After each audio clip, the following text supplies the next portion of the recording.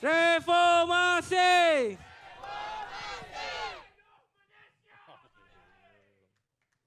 Assalamualaikum warahmatullahi wabarakatuh. Selamat malam, salam sejahtera. Alhamdulillahirabbil alamin wassalatu wassalamu ala asyrafil anbiya'i wal mursalin wa ala alihi washabbihi ajmain. Rabbi shrah li sadri wa yassir li amri wahlul 'uqdatam min lisani yafqahu qawli. Saudara pengisi majlis, sahabat-sahabat, bekas-bekas wakil rakyat ni kan, bekas menteri besar ada, bekas adun ada, sahabat-sahabat pimpinan daripada Pakatan Harapan, daripada Barisan Nasional, sahabat-sahabat yang aktivis, saudara-saudari yang berada di tengah padang yang becak pada malam ini. Terima kasih kerana hadir. Ini adalah kita tengah warm up suam-suam kuku untuk berkempen. Kita ada lebih kurang 5 ke 6 minggu lagi. 6 minggu lagi. InsyaAllah kita gunakan untuk tempoh 1 minggu ini untuk kita mengesahkan bahawa momentum itu kita boleh bina seperti mana yang kita bina 6-7 bulan yang lepas dalam PRU ke-15. Saya juga ucap terima kasih kepada saudara-saudari dan saya nak buat satu pengumuman baik malam ini. Saudara-saudari yang dalam keadilan, dalam PKR, tahniah kerana saudara-saudari sekarang berada dalam parti yang kaya. Tepuk korang awal kan. Saya baru dapat mesej yang saya baru saja menang loteri 10 juta. Tak, ini memang mesej loteri scammer. Yang itu tak boleh pakai, itu tak boleh pakai. Tapi insya-Allah kita juga telah menang dan kita akan kutip 10 juta daripada saudari Zuraidah Kamarudin kita. Jadi jangan bimbang. InsyaAllah dalam pilihan raya kali ini topi cantik sikit, baju cantik sikit. Kalau nak tempah yang baru tu boleh, bil sila hantar ke Zuraidah Kamarudin. Saya dengar lah tadi Amir ada sentuh sikit lah tentang seorang lagi bekas menteri besar kan, Saudara Azmin. Saya nak beritahu tak apalah, ikut suka dia lah dia nak cakap apa. Kita dalam keadilan ni daripada muda lagi, saya yang kira generasi yang muda yang masuk dalam masa itu pemuda keadilan paling awal, Amir beberapa tahun selepas saya, kita semua belajar satu benda. Kalau nak ikut pemimpin, kita kena ikut pemimpin yang jalan dia tu jelas. Yang kita tahu dia nak pergi mana. Itu sebab kalau ikut saya lah, saya daripada dulu ada masalah nak ikut Azmin. Sebab Azmin ni semua kabur sama-sama, tak nampak. Kan? Jadi semua pasal Azmin ni tengok kat mana pun tak tahu. Dia sendiri tengok tiap-tiap hari dalam cermin pun dia tak nampak diri dia. Sebab semua kabur saja. Kan? Jadi saudara-saudari, kita sekarang masuk dalam secara rasmi lah. InsyaAllah kita ada dalam 6 minggu untuk kita pulangkan mandat kepada rakyat dan beri pilihan dan tunggu keputusan rakyat. Siapa yang akan terus mentadbir negeri Selangor dan juga negeri-negeri lain. Semalam saya di Negeri Sembilan, insyaAllah hari Sabtu ini saya di Kedah, minggu depan saya ingat saya di Kelantan, macam itulah sampai 5-6 minggu akan datang. Kita sekarang ada persaingan yang diwar-warkan sengit. Sebab kalau di Selangor, di Malaysia, kita dimaklumkan bahawa kita akan dapat seorang menteri besar baru daripada Perikatan Nasional. Parti mana tu kita tak tahu lagi. Bersatu kata parti dia, PAS dengar cerita gaya daripada PAS. Jadi yang itu sekarang ini menjadi tanda tanya rakyat, termasuklah pengundi di Taman Medan ini. Adakah betul selepas Pakatan Harapan memerintah 15 tahun, kita dah 15 tahun di Selangor, 15 tahun di Selangor, adakah kerajaan negeri Selangor selepas ini bertukar tangan kepada Perikatan Nasional? Baik. Sebab kalau ikut Perikatan Nasional, dalam tempoh 5-6 bulan ini, banyak sangat dah negara ini berubah. Selepas diambil alih oleh pentadbiran baru Kerajaan Perpaduan, Pakatan Harapan, Barisan Nasional, GPS, GRS, Warisan dan sahabat-sahabat lain, kalau ikut Perikatan Nasional, Malaysia ni kita dah tak kenal dah berubah sangat dah. Saya pun fikirlah apalah yang berubah teruk sangat ni. Jadi saya tengoklah.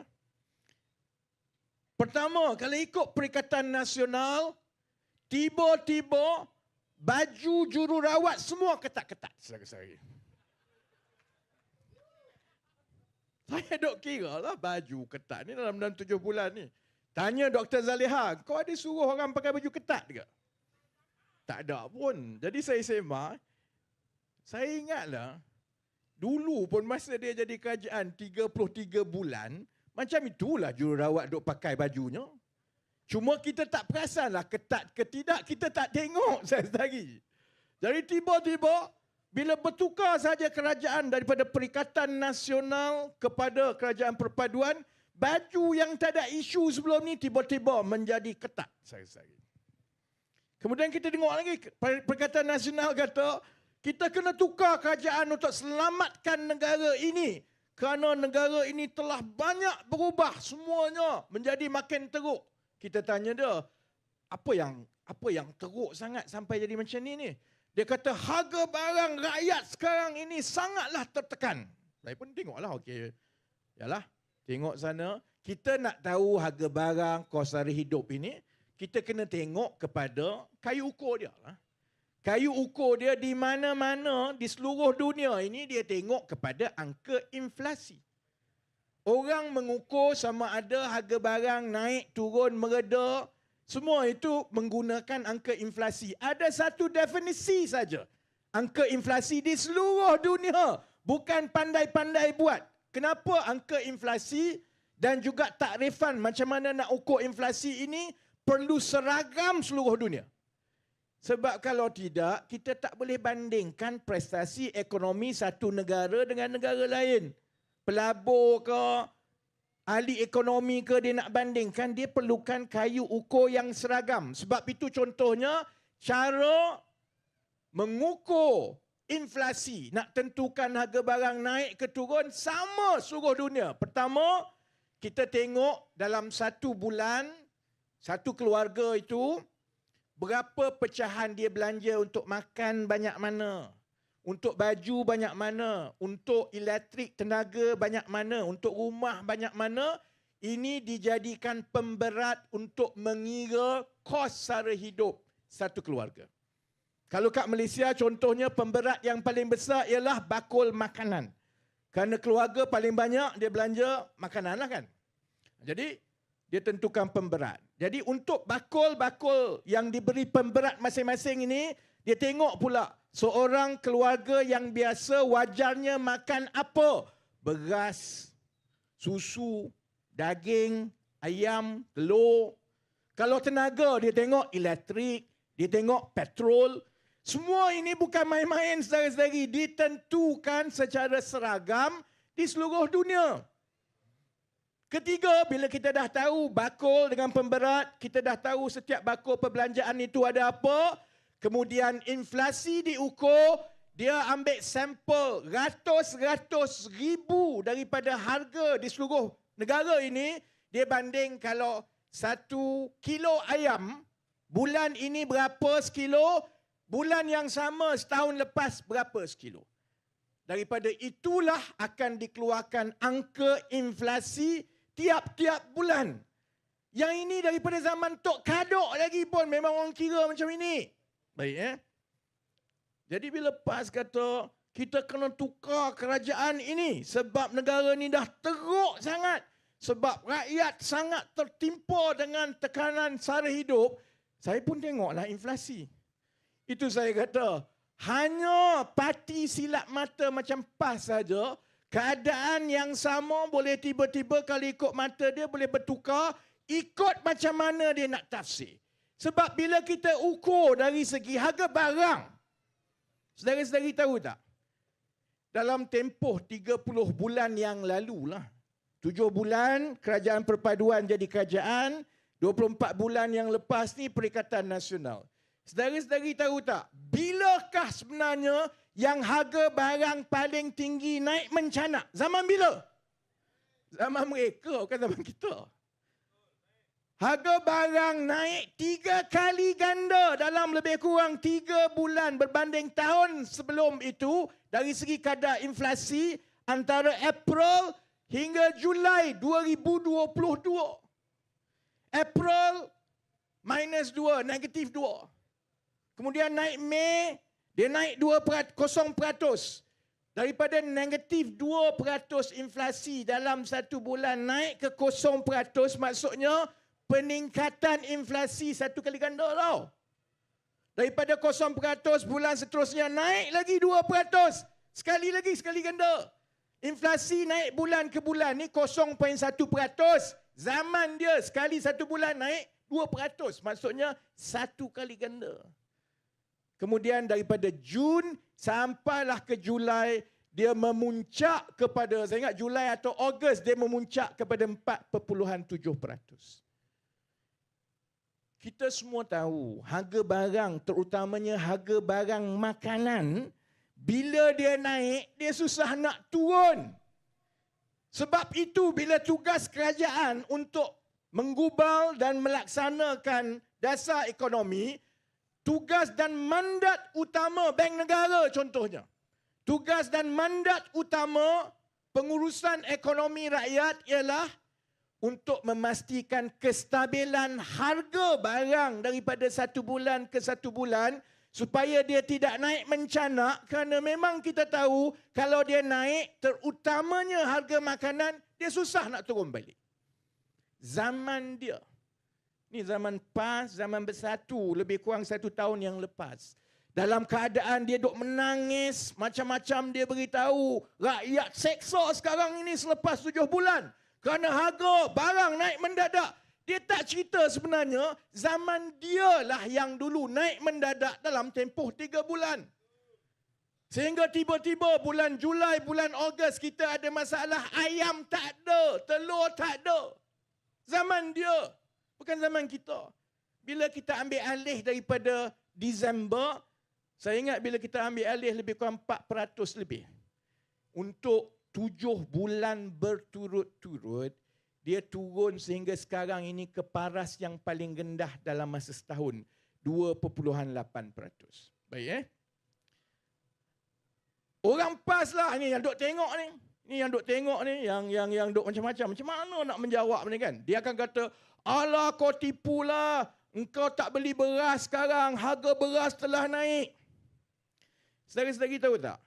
Negara kita ni adalah antara negara yang paling banyak mengenakan kawalan harga. Paling banyak di rantau ini. Untuk mengawal harga barang-barang terpilih yang merupakan barang ruji untuk rakyat. Konsep kawalan harga dalam bidang ekonomi ini bukanlah bermakna kamu boleh kawal semua. Kita kawal barang-barang asas yang digunakan oleh seramai mungkin rakyat biasa. Contoh dia, beras. Ada berapa puluh jenis beras yang ada? Ada beras satu yang saya pun tak tahu, dia panggil apa, beras yang dikawal lah kan. Itu beras yang biasa, yang majoriti rakyat kita makan beras tempatan yang dikawal harga itu kan. Kemudian adalah beras basmati lah, beras quinoa lah, beras huma lah, beras super sana, super Thai, super Taiwan, super Jepun. Yang ini kau suka engkau lah. Kau nak beli, kalau kau import mahal lah. Yang orang PAS duk kata harga beras naik. Yang naik saudara-saudari ialah harga beras yang tidak dikawal. Yang kau pandai-pandai pergi beli beras import mahal. Tu kenapa? Kerajaan, bila kita tentukan dasar nak kawal yang mana, kita sudah tentulah kita kawal harga yang digunakan oleh majoriti rakyat biasa. Nak kawal yang menteri makan buat apa? Dia sama juga. Orang kata, kalau boleh tidak, kawal harga mi goreng. Saudara-saudari pernah fikir tak kenapa kerajaan, mana-mana kerajaan dalam dunia ini tak pernah kawal harga mi goreng, tak pernah kawal harga pizza, tak pernah kawal harga ayam penyet. Nasi ayam penyet. Kenapa? Bayangkan gerai sana ayam mi goreng dia, mi goreng kosong. Tak ada ayam. Yang ini mi goreng juga tapi ada kerang. Yang ini mi goreng juga tapi kedekut ni cili pun tak ada. Jadi bayangkan kalau kerajaan kata kami nak mengawal mi goreng, mampulah penguatkuasa ada 1000 jenis mi goreng. Pergi tangkap mi goreng dia kata, aku punya mi goreng ni memanglah aku jual mahal sikit pun tak apalah sebab aku punya tak ada cili. Khusus untuk orang yang tak makan cili. Pergi tanya yang ada ayam, ada jawapan dia. Jadi sebab itu teori dia, bila kita mengawal harga barang, ia mestilah barang umum yang menjadi bahan ruji oleh orang terbanyak untuk memudahkan penguatkuasaan supaya benda itu praktikal. Tidak praktikal untuk mengawal harga nasi lemak. Sebab itu saudara-saudari, bila dia kata harga barang naik mendadak ni, dia boleh cerita macam-macam lah. Saya nak ajak rakyat Malaysia yang menonton, dan saya yakin pengundi-pengundi di Medan memang cerdik lah kan. Orang taman Medan. Saudara-saudari, bila kita dihujani dengan segala jenis cerita TikTok ni, saya nak beritahu, gunalah akal. Biarlah cerdik sedikit. Orang tanya, kata harga barang naik, harga barang naik. Secara ekonominya harga barang ini ditentukan kadar turun naiknya oleh inflasi. Inflasi kita telah turun menjadi terendah untuk masa dalam tempoh 12 bulan.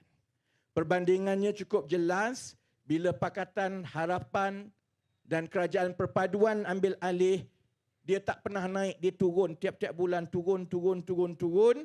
Bila dibandingkan dengan 33 bulan Perikatan Nasional memerintah, kenaikan harga yang paling mendadak, dan yang itulah yang kita sedang warisi dan tanggung. Harga barang naik semua ni sudah tentu berlaku di antara bulan April dan Ogos 2022, zaman mereka memerintah. Baik.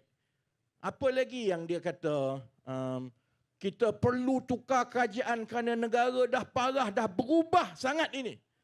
Jadi dia ceritalah, tengok ni negara ni, keadaan kita rakyat susah, ekonomi susah, macam susah, mata wang jatuh, segala-galanya dia beritahu. Saya sebut sedikit tentang mata wang nantilah. Tapi kalau nak bandingkan keadaan kedudukan ekonomi dan kewangan negara, sebelum Pakatan Harapan dan Kerajaan Perpaduan ambil alih, dengan banding dengan zaman dia. Saudara-saudari ingat tak dulu?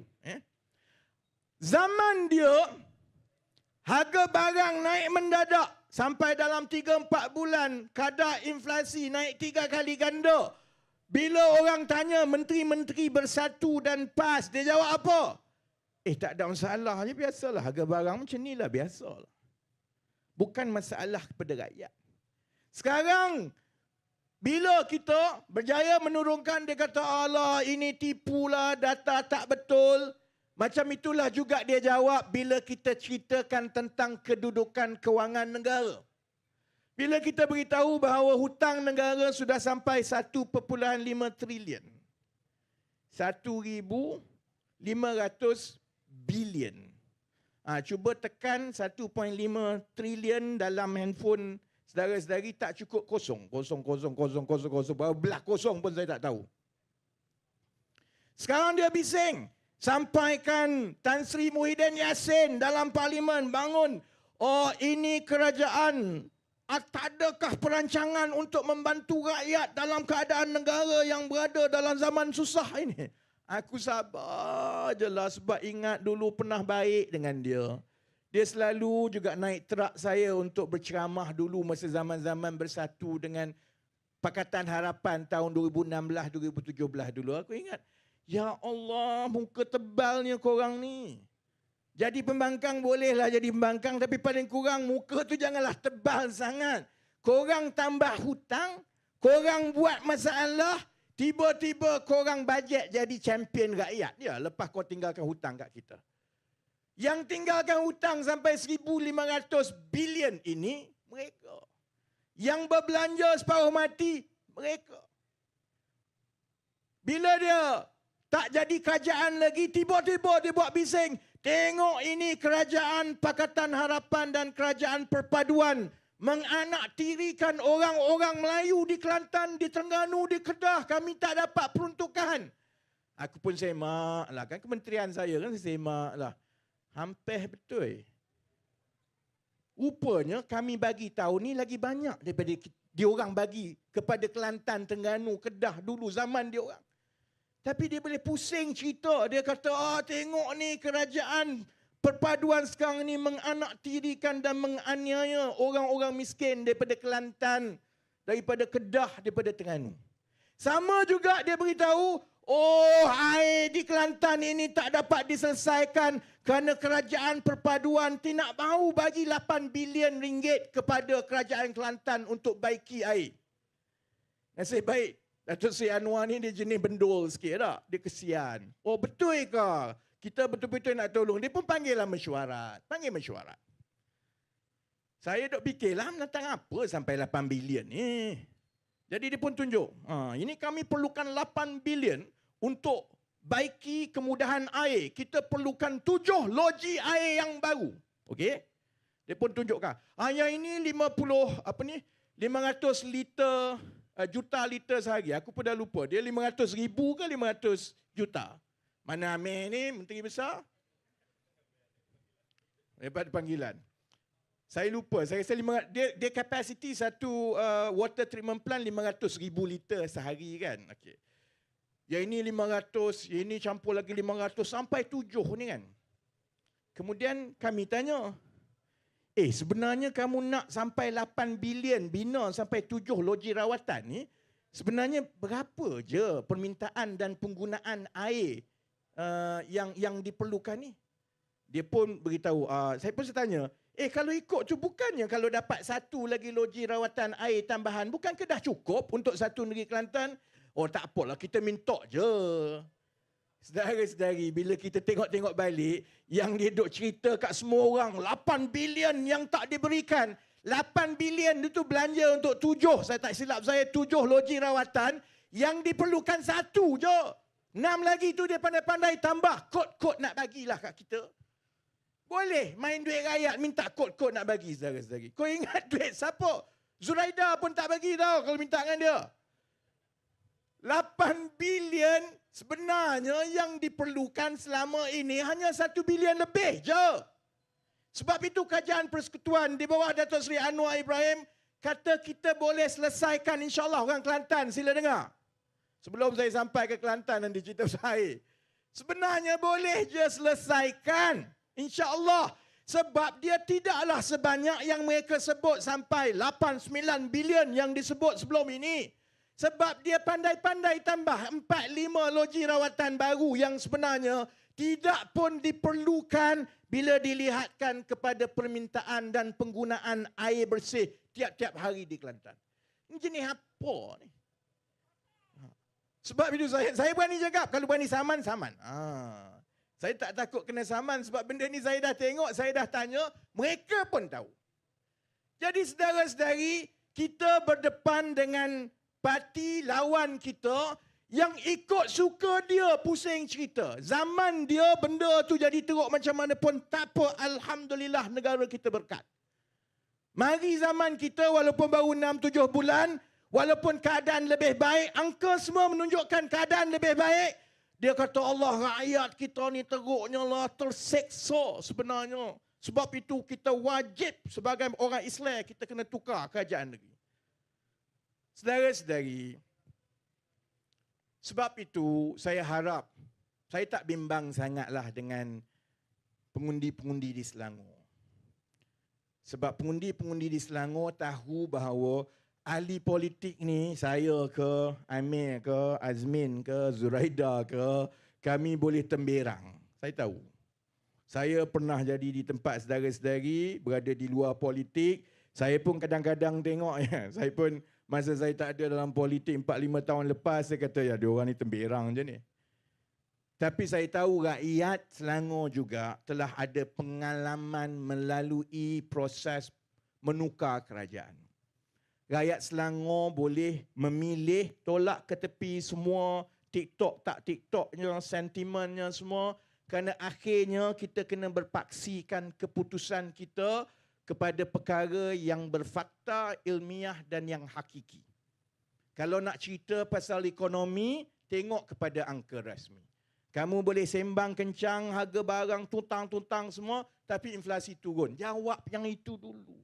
Jawab yang itu dulu.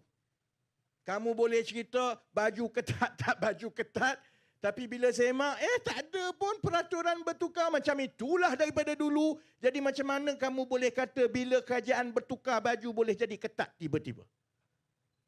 Sama juga, kamu boleh cerita pumpang-pumpang kerajaan semua ini menafikan, menzalimi semua. Bila kita semak, kau nak beritahu, kau nak simpan malu tu kat mana bila kita tunjukkan dalam parlimen kerajaan perpaduan bagi peruntukan yang lebih besar kepada negeri-negeri Kelantan, Terengganu dan Kedah berbanding masa zaman diorang jadi kerajaan dulu pun.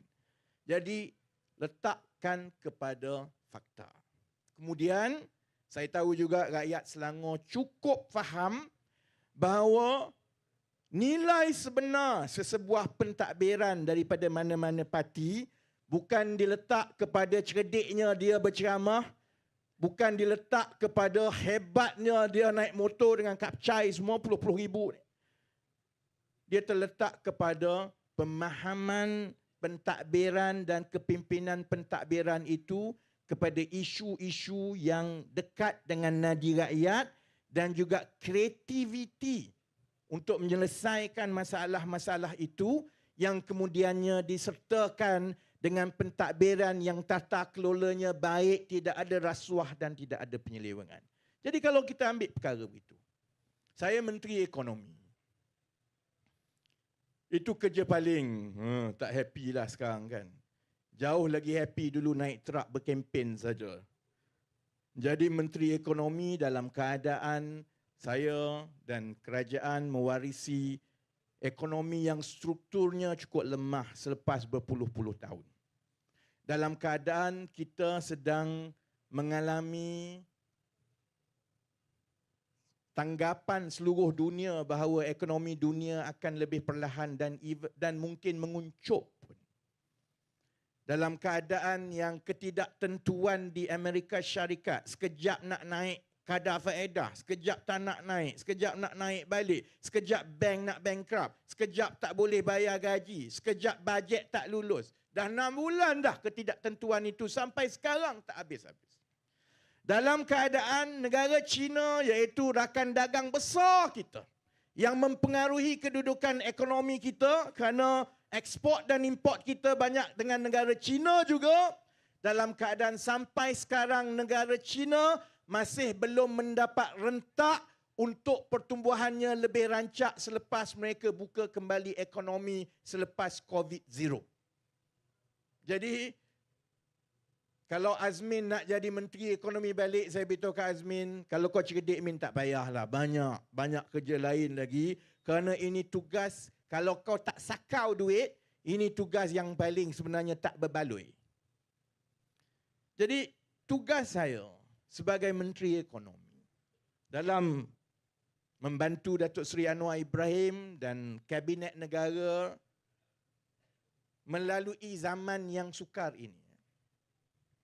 Bila kita tengok balik, kita kena bermula, bila kita mengenal pasti masalah itu, kita kena bermula dengan diagnosis yang betul. Kalau sakit gigi, pergi jumpa doktor gigi, jangan pergi jumpa doktor tanam rambut. Dia tak kena. Sakit gigi, diagnosis kena betul. Kalau gigi itu tak betul, sakit, dia suruh cabut, kamu cabut. Jadi kita bermula dengan diagnosis kita soal mata wang, soal ekonomi. Sebenarnya kenapa kita jadi macam ini?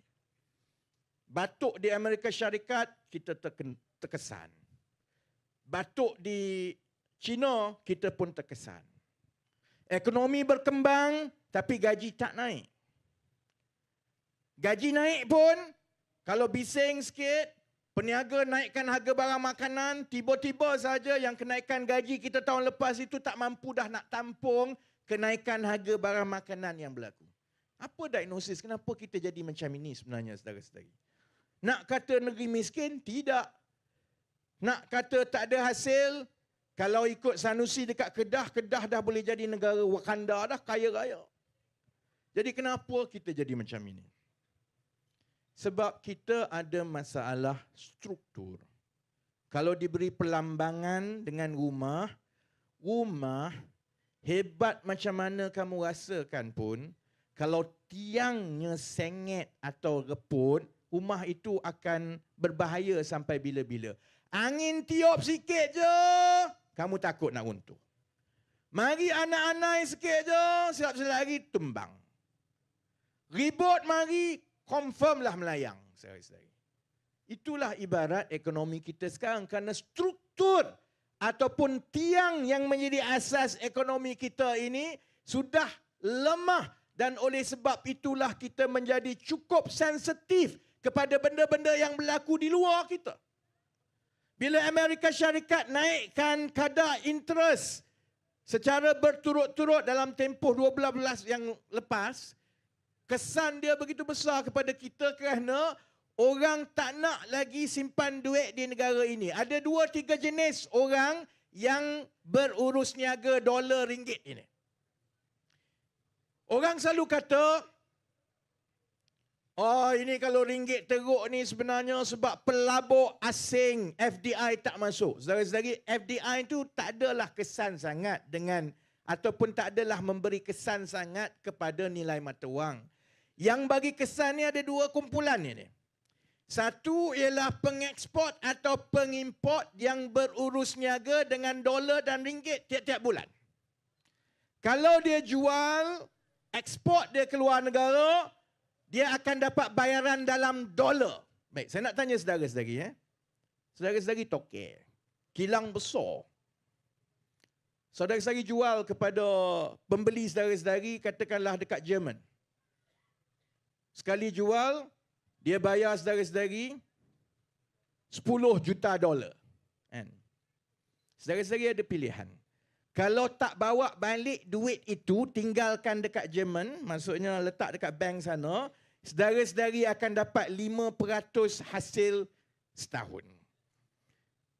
Kalau bawa balik, tukar kepada ringgit, simpan dalam bank di Malaysia, saudara-saudari dapat 3%. Jadi ada beza 2%. Bayangkan 10 juta dolar bersamaan dengan hampirlah lebih kuranglah 50 juta ringgit. Beza 2% daripada 50 juta ringgit adalah 1 juta. Jadi dia fikir, apa aku buat balik, aku simpanlah sebab nanti interest sana lagi tinggi. Begitu juga dengan pelabur-pelabur dana portfolio yang beli bond di negara kita, yang beli saham di negara kita, dia duk fikir, kalau saya, diorang ni kawal dana bertrilion ringgit daripada pelabur-pelabur seluruh dunia. Dia fikir, kalau saya letak dekat Malaysia, saya dapat 3%. Kalau saya letak dekat Thailand ke, dekat Singapura, tambah kalau saya letak dekat Amerika, saya dapat 5%. Buat apa aku pergi letak kat Malaysia? Jadi kalau ikut Perikatan Nasional, yang kamu ni kamu tak buat apa-apa ke mata wang kamu ringgit teruk ni, saudara-saudari boleh je kita buat bodoh macam dia. Tak apalah, demi mata wang semata-mata kita naikkan interest rate lebih tinggi. Boleh saudara-saudari. Dia naiklah mata wang tu. Tapi apa jadi kepada rakyat biasa yang kena bayar pinjaman, yang kena bayar pinjaman kita, yang PTPTN-nya. Sebab itu kita kena mengimbangi di antara keperluan kita mengawal nilai mata wang untuk tempoh yang pendek dengan fokus kita untuk tempoh masa yang panjang, supaya apabila masalah-masalah struktur ekonomi tadi itu telah diperbaiki, maka orang akan datang secara automatik ke negara ini tanpa dia terlalu terikat dengan soal 1%, 2% berbeza. Kalau ikut Perikatan Nasional, saya duk tanyalah sebab saya pun naklah belajar daripada Perikatan Nasional yang dah jadi kerajaan hebat selama 33 bulan. Saya pun tengok, masalah ni sama ni tau. Dia dulu pun berhutang, yang dia tinggal hutang kat kita ni. Saya nak tengok apa sebenarnya dasar Perikatan Nasional untuk mereka mengukuhkan kedudukan kewangan negara dan mengurangkan hutang. Saudara-saudari tahu tak? Pernah dengar tak? Haji Hadi tak pernah cakap. Muhyiddin setakat ini belum pernah cakap, saya tengok. Hamzah Zainuddin belum cakap. Jadi saya tengok satu-satu siapa yang pernah cakap. Akhirnya yang dapat itu satu-satunya kenyataan dan juga dasar yang telah dinyatakan secara umum oleh Perikatan Nasional macam mana nak memulihkan kedudukan ekonomi negara datangnya daripada manusia paling pintar dalam Perikatan Nasional kerana kepintaran dia menghafal segala perkataan yang tak boleh dipakai. Nama dia Mak Jagan. Sebab dulu, tahun lepas bila benda ni keluar, dia beritahu sebenarnya penyelesaian kepada masalah ekonomi negara ini mudah saja. Kita kena cetak lebih banyak wang. Cetak wang, saudara-saudari. Saudara-saudari tahu tak apa makna cetak wang? Orang duk kata cetak wang, cetak wang, cetak wang. Apa kau ingat beli printer masukkan cetak wang? Apa maksud cetak wang? Bila sesebuah negara selalunya melalui bank pusat mengambil keputusan untuk menambah bekalan wang di dalam pasaran, yang orang kata cetak wang tu, saudara-saudari tahu apa makna dia? Makna dia kena berhutang lagi. Kerana kerajaan hanya boleh dapat wang dengan menerbitkan hutang, kertas hutang yang dipanggil bond. Bond tu, bila jual bond, pelabur beli, duit itulah yang menjadi duit tambahan dalam ekonomi. Kerajaan kemudian boleh buat keputusan. Dia nak letak dalam bank, bank bagi pinjam sampai kepada rakyat. Ataupun dia nak laburkan dalam bentuk projek-projek baru, bayar kontraktor, duit itu mula berkisar di dalam ekonomi. Tapi kecualilah kawan saya dalam Perikatan Nasional Bahlul, cetak wang ini saudara-saudari tidak menyelesaikan masalah hutang 1.5 trilion dolar yang ada, malah dia akan mewariskan lebih banyak hutang kepada yang muda-muda. Sebab itu, 11.40 nak. Ini baru minggu pertama, ceramah kedua. Jadi kita break awal sikit lah. Bila dah masuk dekat 2-3 minggu dekat pilihan raya, InsyaAllah kita sambung sampai pukul 2 pagi. Malam ini 11.40 boleh dah. Pukul 3 pun tak apa. Orang sekarang TikTok live sampai pukul 3 kan? Siap korang. Aku ceramah pukul 3 lepas ni kan. Kan? Baik Jadi maksudnya begini. Itu mukaddimah kami nak tunjukkan. Bahawa rakyat Selangor, kita yakin cerdik. Selama ini pun saudara-saudari pengundi-pengundi, saudara-saudari buat pilihan berdasarkan akal, berdasarkan perbandingan, berdasarkan fakta. Kita ada masalah. Kita mewarisi negara yang strukturnya lemah. Hutang tinggi sampai 1.5 trilion. Gaji tidak sepadan dengan rakyat. Budak keluar universiti, gaji kurang daripada RM2,000. Kos sara hidup naik tiap-tiap tahun, tapi gaji yang naik itu terlalu sedikit. Sebab itulah semakin menekan dari satu tahun ke satu tahun. Kenapa gaji tidak naik? Sebahagiannya kerana kita terlalu bergantung kepada pekerja-pekerja asing berkemahiran rendah, dan kehadiran dan lambakan mereka ini mengheret keseluruhan gaji rakyat. Pada masa yang sama juga, bila kita banyak pekerja asing berkemahiran rendah, dia tidak ada insentif kepada syarikat-syarikat untuk mereka mula melihat kepada aktiviti bernilai tinggi yang perlukan engineer, developer yang tinggi yang boleh dibayar gaji tinggi. Ini semua masalah-masalah struktur yang saudara-saudari juga tahu tidak boleh diselesaikan dalam tempoh hatta 1 tahun pun. Saya tak kisah kalau orang tanya saya, kenapa kerajaan sampai sekarang ni masih lagi belum boleh memulihkan ekonomi. Saudara-saudari, kalau kau boleh buat dalam tempoh 6 bulan, silalah korang akan menjadi Menteri Kewangan terbaik seantero alam. Cubalah. Tak boleh saudara-saudari, dia ambil masa kerana bukan sahaja memerlukan dasar, dia juga memerlukan perubahan sikap rakyat. Yang contohnya, bila kita terlalu bergantung kepada pekerja asing, sebab semua banyak benda yang bawah-bawah ini semua pekerja asing buat. Kalau kita nak mengubah struktur itu, maksudnya ada benda yang kita kena mula buat sendiri. Kita selama ini tak nak bercucuk tanam. Kita pandang rendah soal bercucuk tanam. Sehingga kan kita kena mengimport banyak makanan. Bertahun-tahun kita cerita pasal harga barang. Tapi pentadbiran demi pentadbiran, tak ada yang cuba menumpukan untuk membina infrastruktur pertanian moden yang kami buat sekarang. Jadi sebab apa? Sebab selama ini orang kata, alah petani buat apa, baik saya jadi scammer. Sekarang ini kita kena ubah sikap kita juga supaya kita yakinkan anak muda, bina infrastruktur yang baik supaya menjadi usahawan tani moden itu ialah pekerjaan yang setaraf dengan engineer, dengan arkitek.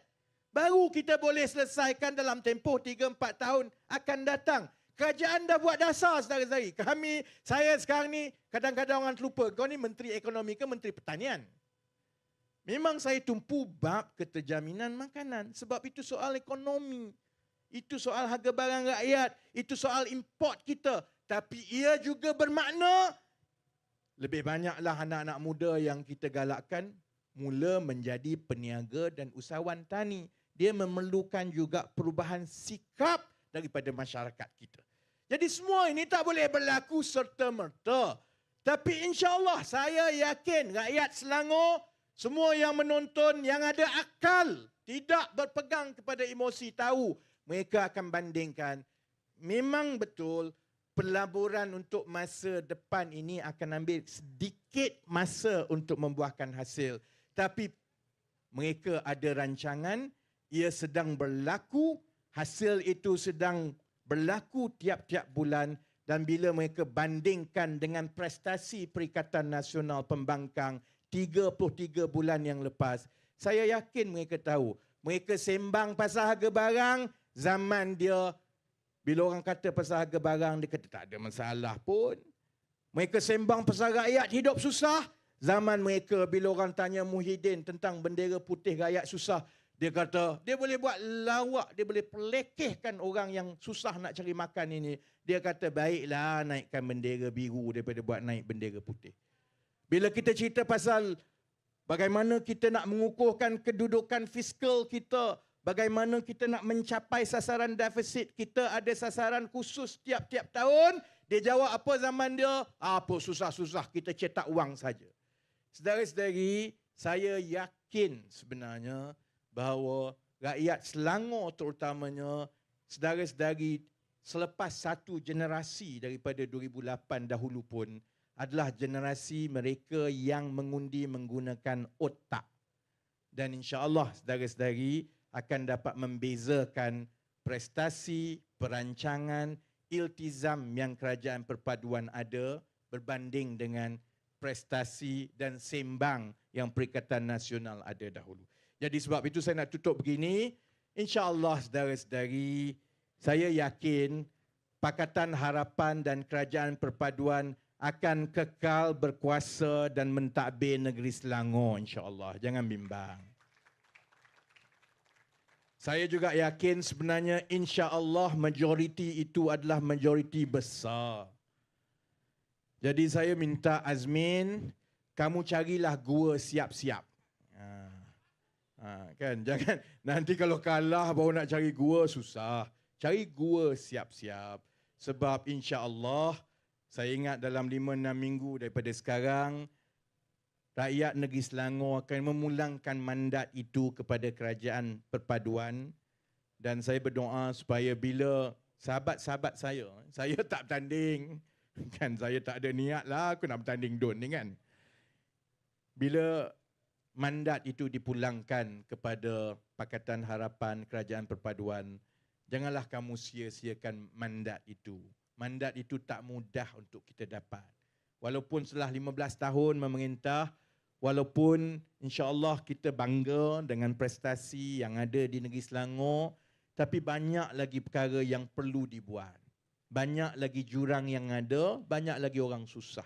Jadi dapat mandat, jaga betul-betul, dan insya-Allah saudara-saudari, reward itu, berkat itu insya-Allah akan datang daripada Allah selepas saudara-saudari bersara menjadi bekas wakil rakyat satu hari nanti. Jadi dengan itu, insya-Allah kita jumpa lagi minggu depan. Saya tiap-tiap minggu akan berceramah, pusing-pusing, mesti balik ke Selangor juga.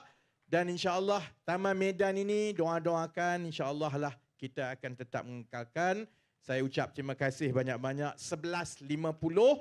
InsyaAllah bila saya dapat 10 juta daripada Zuraida, saya belanja makan semua. Terima kasih. Sekian. Wabillahi taufiq wal hidayah. Assalamualaikum warahmatullahi wabarakatuh. Terima kasih. Alright, terima kasih Saudara Rafizi Ramli, Timbalan Presiden